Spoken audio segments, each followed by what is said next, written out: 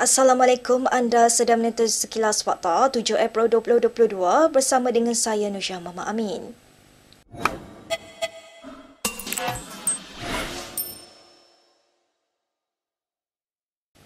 Putrajaya hari ini memperbaharui ikrar untuk mengubal undang-undang yang bertujuan menghalang ahli parlimen daripada bertukar parti. Perkara itu dimaklumkan semasa pertemuan antara Menteri Undang-Undang Wan Junaidi Tuanku Jaafar dan ahli-ahli jawatankuasa pemandu MOU. Dalam kenyataan bersama, Wan Junaidi dan pengerusi jawatankuasa itu, Saifuddin Nasution Ismail berkata, pihak kerajaan dan PH bersetuju untuk menyokong RUU pindaan perlembagaan yang akan dibentangkan pada 11 April ini. Terdahulu Wan Junaidi dan ahli jawatankuasa MOU tersebut bermesyuarat di sebuah hotel di Kuala Lumpur tengah hari ini. Sementara itu, Wan Junaidi menafikan bahawa kelewatan penggubalan undang-undang tersebut adalah disebabkan perbuatan sabotaj. Bercakap kepada pemberita selepas mesyuarat hari ini, menteri itu bagaimanapun mengakui ada sesetengah pihak dalam kerajaan tidak bersetuju dengan kandungan RUU yang pada asalnya akan dibentangkan pada 11 April. Awal hari ini, Ketua Penerangan Bersatu, Wan Saiful Wanjal menafikan laporan utusan Malaysia dengan memetik sumber yang mendakwa kepimpinan Bersatu secara kolektif telah menolak RUU itu. Sementara itu, Wan Junaidi berkata, beliau kecewa kerana RUU yang diusahakannya selama 8 bulan tidak dapat dibentangkan. Namun katanya sebagai ahli kabinet, beliau perlu menerima tanggungjawab kolektif. Baik, terdahulu Ahmad Zaid Hamidi mendakwa kelewatan dalam penggubalan undang-undang tersebut adalah disebabkan gunting dalam lipatan. Presiden UMNO itu berkata, ini juga menunjukkan kerajaan di bawah pimpinan Ismail Sabri Yaakob tidak serius dan tidak mempunyai kemahuan politik untuk menggubalnya. Ahli Parlimen Bagan Datuk itu berkata demikian bagi mengulas tindakan kerajaan menangguhkan pembentangan RUU tersebut dalam sidang khas Dewan Rakyat pada Isnin ini. Dalam kenyataannya di Facebook, Zahid berkata UMNO merupakan parti yang paling terkesan dan menjadi mangsa lompat parti apabila sejumlah ahli parlimennya beralih sokongan selepas BN tewas pada PRU ke-14. Tegasnya, rakyat juga akan kecewa sekiranya berlaku kelewatan dalam membentangkan RUU anti-lompat parti pada sidang khas Dewan Rakyat Isnin ini. Sumbangan itu katanya sudah tiba masanya UMNO yang berada dalam kerajaan lebih tegas menangani isu ini sebelum menambahkan lagi kemarahan semua pihak yang mahu undang-undang ini disegerakan. Dalam pada itu katanya apa yang berlaku merupakan tamparan hebat kepada PH yang menandatangani perjanjian dengan kerajaan kerana mereka tidak mampu menghadapi PRU akan datang sekiranya parlimen dibubarkan. Sejak 2018, kedua-dua UMNO dan PH telah menjadi mangsa ahli parlimennya berpaling tadah, masing-masing kehilangan 16 dan 22 ahli parlimen. Tidak mudah untuk kerajaan membentang dan meluluskan RUU anti-lompat parti memandangkan jemaah menterinya turut terdiri daripada katak politik. Sintiran itu dibuat veteran UMNO Syahrir Samad susulan tindakan kerajaan yang sekali lagi menangguhkan pembentangan RUU itu di Dewan Rakyat. Menulis di Facebook, bekas menteri itu berkata, 39 ahli parlimen yang berada di Dewan Rakyat ketika ini terdiri daripada mereka yang telah melompat parti. Mula selanjut, Syahrir memberi contoh ahli Parlimen Masjid Tanah, Mas Ermiati Samsudin dan ahli Parlimen Jili Mustafa Muhammad merupakan pemimpin politik yang tidak didakwa selepas menyertai Bersatu. Ini meskipun kedua-dua mereka sebelum ini didakwa ada menerima dana politik daripada bekas Perdana Menteri Najib Razak. Beberapa ahli politik lain katanya turut mendapat pengaruh dan kuasa selepas melompat daripada UMNO kepada Bersatu.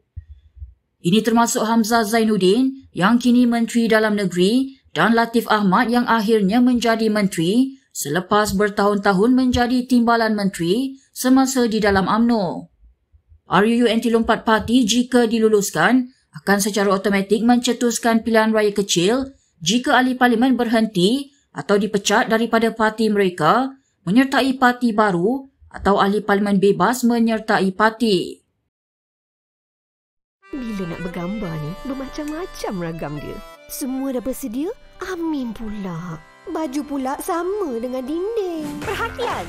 Tahun ni, dinding kena cantik, gambar kena asyik. Jom, cat! Bukan cantik je, selamat pun penting tau. Jadi gunalah Nipun Virus Guard, terbukti efektif menentang virus dan bakteria. Macam inilah baru seronok. Amin, cepat. Kita nak ambil gambar ni. Nippon Paint Virus Guard, perlindungan untuk sisi keluarga. Berita seterusnya. Khalid Samad membidas kenyataan Menteri Kerja Raya Fadilah Yusof bahawa kerajaan BN telah mengusahakan penstrukturan semula tol untuk 4 lebuh raya sejak 2002. Ahli Parlimen Shah Alam itu turut mempersoalkan kecekapan kerajaan BN yang mengambil masa begitu lama untuk mengeluarkan inisiatif tersebut. Dalam kenyataannya, pengarah komunikasi amanah itu turut menjelaskan Kerajaan Pakatan Harapan berjaya memuktamadkannya hanya dalam tempoh kurang 2 tahun pada 2019. Fadilah semalam berkata penstrukturan semula tol berkenaan yang akan menyaksikan tiada kenaikan kadar tol sehingga tamat tempoh konsesi bukanlah dasar kerajaan PH. Katanya inisiatif itu telah dilaksanakan sejak 2002 oleh kerajaan BN yang menetapkan Kementerian Kerja Raya bersama agensi berkaitan untuk berunding dengan syarikat konsesi lebuh raya bagi penstrukturan semula kadar tol lebuh raya utama. Dalam pada itu, Khalid membidas kenyataan bekas Perdana Menteri Najib Razak bahawa pentadbiran PH sebelum ini merancang untuk mengutip bayaran tol selama-lamanya. Dalam respon balasnya di Facebook, Najib merujuk kepada kenyataan media rasmi bekas Menteri Kewangan Lim Guan Eng pada Jun 2019. Lim dalam kenyataannya berkata, caj tol akan diganti dengan caj kesesakan pada kadar sama dan ia akan dikurangkan dan terus dikutip selepas tempoh konsesi tamat. Pejuang masih terbuka untuk berunding dengan mana-mana parti politik mengenai kerjasama PRU15, termasuk dengan Bersatu, kata Timbalan Presidennya Marzuki Yahya.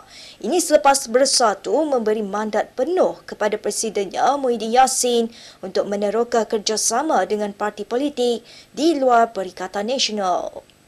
Dalam pesanan teksnya kepada Malaysia Kini, Marzuki berkata pejuang terbuka untuk perbincangan dengan sesiapa sahaja demi menjaga kepentingan orang Melayu dan menghapuskan gejala rasuah.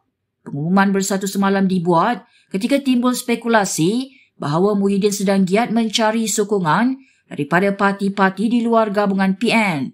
Kenyataan Marzuki bagaimanapun berbeza dengan pendirian pengerusinya, Dr. Mahathir Mohamad, yang dilihat menentang idea itu.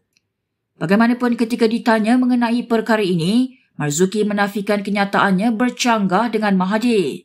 Mahathir pada 1 April mendedahkan bahawa Muhyiddin telah datang menemuinya dan mendakwa bahawa Muhyiddin memohon sokongannya untuk menjadi Perdana Menteri sekali lagi. Pengasas pejuang itu berkata, ketika itu parti belum membuat sebarang keputusan mengenai perkara itu, tetapi memberi gambaran bahawa dia menentangnya dengan menyifatkan Muhyiddin sebagai tikam belakang. Di sebalik keengganan Mahathir, anak lelakinya Mukris yang juga Presiden Pejuang juga telah menyatakan bahawa parti itu bersedia bekerjasama dengan Bersatu atau parti pembangkang lain. Baik, berikut beberapa lagi ringkasan berita untuk hari ini.